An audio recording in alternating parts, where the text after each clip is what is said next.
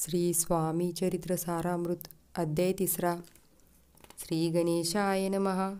धन्य धन्य ते या जगती स्वामी चरणी ज्यांची भक्ती, त्याशी नाही पुनरावृत्ती. पदपाविती कैवल्य निर्विकार स्वामी मूर्ती, लोका चमत्कार दाविती. काही वर्षे करुणी वस्ती, मंगळवेडे सोडले मोहळा माझे वास्तव्य करीत. अपाटोळ झाले भक्त, तेथीच साकल्य व्रत. अल्पमती केवी वर्णू सवे घेऊन स्वामीशी, टोळ जाती अक्कलकोटाशी. मार्गावरून टोळाशी मागे परतणे भाग पडे. टोळ गेली आपरतुनी, स्वामी चालले उठुनी. बहुत वर्जले सेवेकऱ्यांनी, परीनच मानले त्या.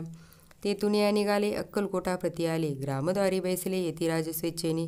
ते एक अविंद्य होता, तो करीत यांची थट्टा. परी काही चमत्कार पाहता महासिद्ध समजला. पूर्व पुण्यास्तव निश्चिती आले चोळपाचे गृहाप्रती. स्वामीशी जाणून ईश्वरमूर्ती, चोळपा करी आदर.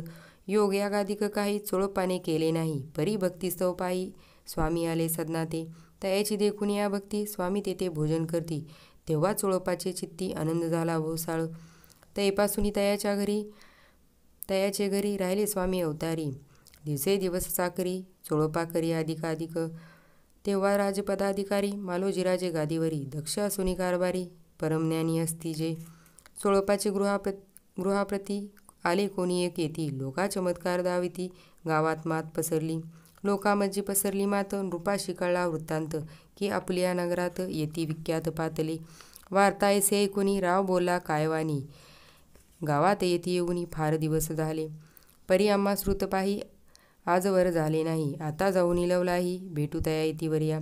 परी ते केवळ अंतर्ज्ञानी, ऐसी वार्ता ऐकली कानी.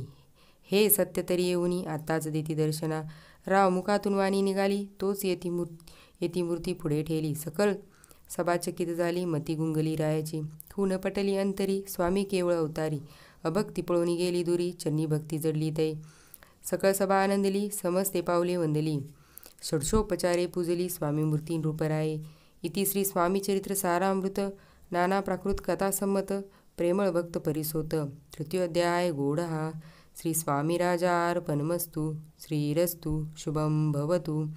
इति श्री स्वामी चरित्र सारामृते अक्कलकोट नगर प्रवेशे तृतीयोध्याय हा. श्री स्वामी समर्थ.